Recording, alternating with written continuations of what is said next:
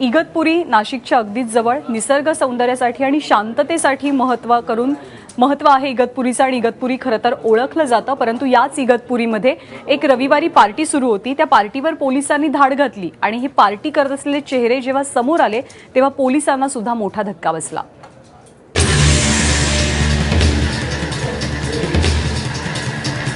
पोलिसांनी रविवारी मध्यरात्री इगतपुरी मधल्या मिस्टिक व्हॅली रिसॉर्टच्या बंगला क्रमांक 11 वर छापा मारला आणि त्यांच्या नजरेस हे दृश्य पडलं।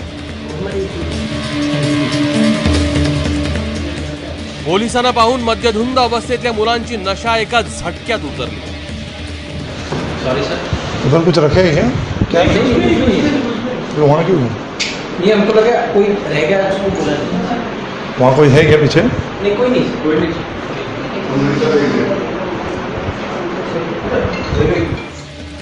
तर तिथं उपस्थित असलेल्या अर्धनग्न अवस्थेतल्या बार बालांनी बाथरूमकडे धूम ठोकली।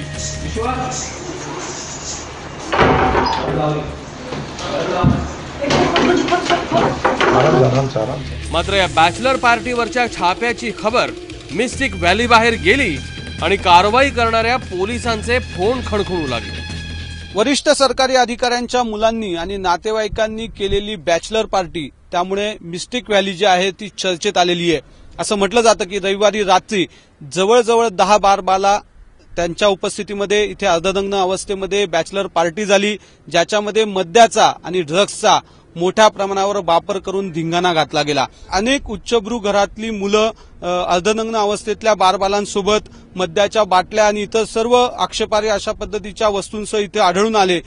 बॅचलर पार्टीसाठी बोलावण्यात आलेल्या बारबालेसाठी प्रत्येकी 1 लाख रुपये मोजण्यात आल्याचं समजतंय। तसंच त्यांची ऑनलाईन बुकिंग करण्यात आली होती।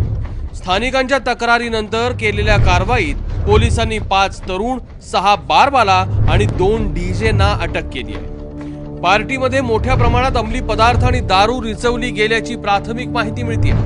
मात्र कारवाईनंतर अवघ्या काही तासातच अटक करण्यात आलेल्यांची जामिनावर सुटका करण्यात आली।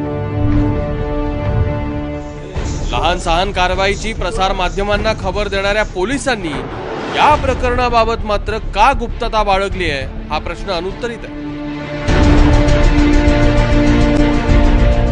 सुरुवातीपासूनच नाशिक ग्रामीण पोलिसांनी मात्र या दिवट्यांना पाठीशीच घालण्याचं धोरण अवलंबलं होतं का, असा आता प्रश्न निर्माण केला जातोय।